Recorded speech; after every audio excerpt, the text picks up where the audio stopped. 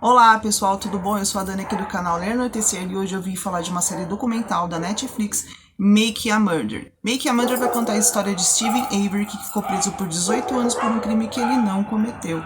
Ficou curioso? Então roda a vinheta.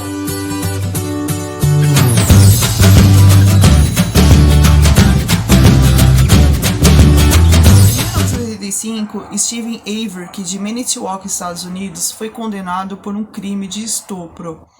Steven sempre alegava que era inocente, que ele não havia cometido esse crime. Para vocês entenderem um pouco como que chegou nessas conclusões, a vítima, quando ela sofreu o abuso, ela foi na delegacia fazer o boletim, relatar o que havia acontecido. Anos atrás, Steven já tinha sido fichado, então tinha uma foto dele, né, na penitenciária. E daí, assim que a moça ia relatando como eram as características do agressor, ele pegou aquela foto e ele ia desenhando, não batia com as descrições que ela falava, só batia com as descrições da foto que ele tinha. Ela, muito debilitada, por estar com o rosto inchado, porque ela tinha apanhado muito, ela não enxergava este retrato falado que foi feito. E ela assinou. Neste exato momento, Steven Avery foi preso.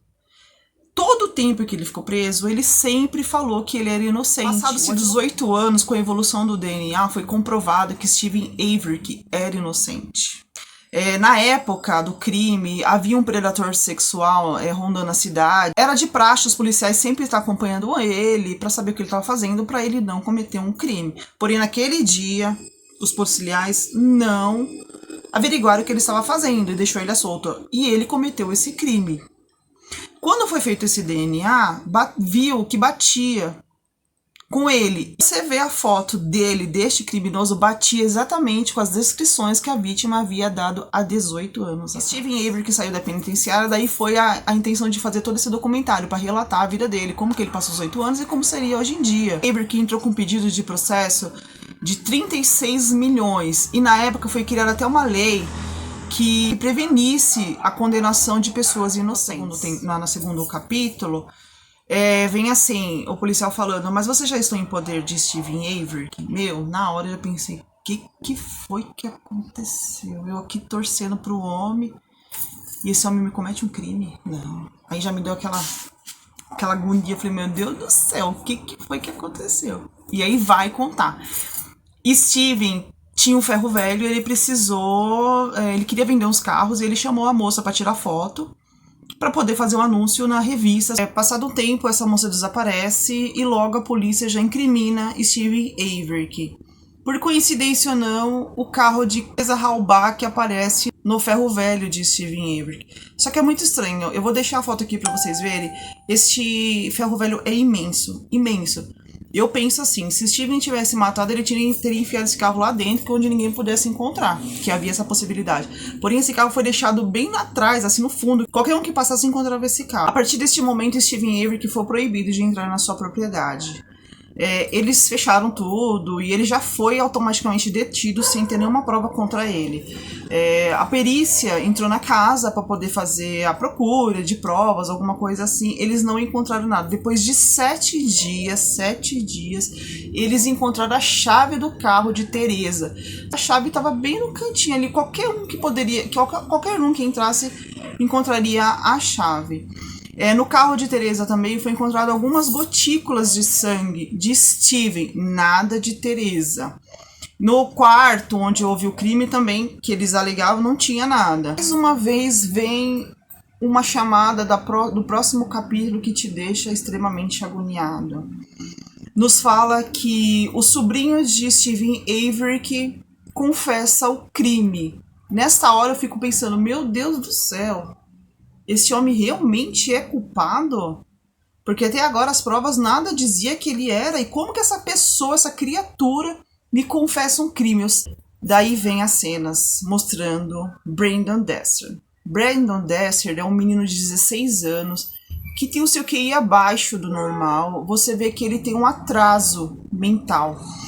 Ele foi levado à delegacia, ele estava sem a mãe dele, sem um advogado, sem ninguém que pudesse orientá-lo. Ficou detido por 4 horas, enquanto isso os policiais ficavam fazendo perguntas para ele, já insinuando que ele já sabia de toda essa história. Eles ficam induzindo o Brandon a assumir uma coisa que ele não fez. Você vê que Brandon é tão inocente que no meio do depoimento ele fica desesperado, ele fala, mas se eu falar, eu posso ir embora, porque às 13 horas eu tenho que entregar um trabalho na escola. Gente, aquilo me cortou o coração.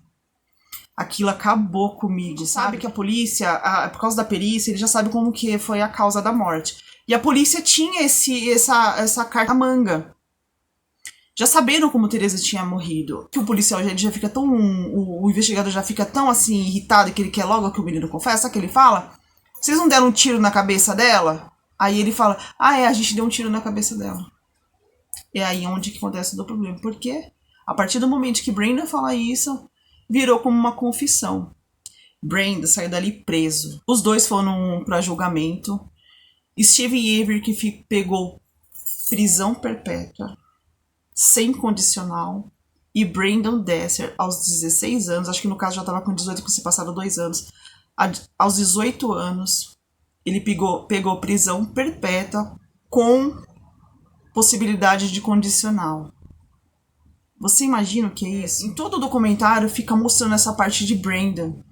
Brandon vai fazer todos os testes. O psicólogo, ele tá armado junto com o pessoal. Você vê, é nítido. Eles fazem o menino desenhar como foi a cena do crime. Ele não consegue. Ele não consegue. Ele fica por horas ali tentando adivinhar mais uma vez o que é pra ele fazer. Porque ele acha que se ele fizer certo, ele vai se livrar. Só que cada vez mais ele se enrola com a situação. E ele nunca chega nesse ponto que ele acha que ele vai ser... que o pessoal vai deixar ele embora. Ele quer desenhar que ele joga videogame. Ele ficou pensando, como um ser humano, que eu nem sei se posso chamar de ser humano, sabendo que a pessoa é inocente, induz a pessoa a falar que ele é culpado, por simples prazer de falar, eu finalizei o caso. Só que todo o problema, a intenção é prender, é deixar Steven Avery preso.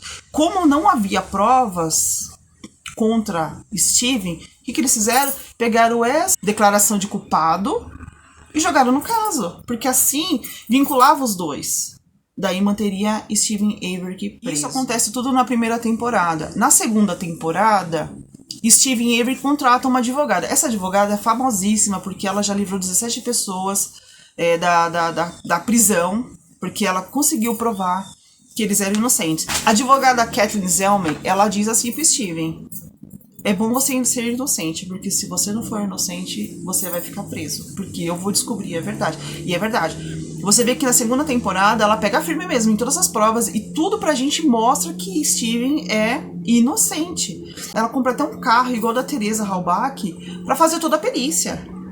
Pra nos mostrar que todas aquelas evidências que foram encontradas foram implantadas. Não eram verdade. Pra vocês terem ideia, no primeiro caso, onde Steven foi preso, ele teve que colher o sangue para poder fazer o exame de DNA. Vocês se lembram? Então, o que aconteceu? Eles foram até este laboratório, onde estava lá da polícia, né, para poder pegar as evidências. O que eles encontraram nesse tubo de sangue? O tubo estava furado. Quebraram o lacre deste tubo de sangue. Tudo leva a crer que aquele sangue que estava no carro, eles pegaram desse tubo e colocaram no carro. Porque é muito estranho. Como tem sangue de Steven e não tem o sangue de Teresa? Outra coisa, eles alegam que a Teresa foi morta dentro do quarto do Steven. Gente, tudo bem, o quarto tava bagunçado, que eles reviraram tudo. Mas não tinha uma gota de sangue. Detectaram que ele tinha matado, já correram lá, ele não conseguiu mais entrar, esconder nada. Entendeu? E assim, foi muito rápido quando aconteceu o crime. Falaram que foi ele. Falaram que cortaram o pescoço dela.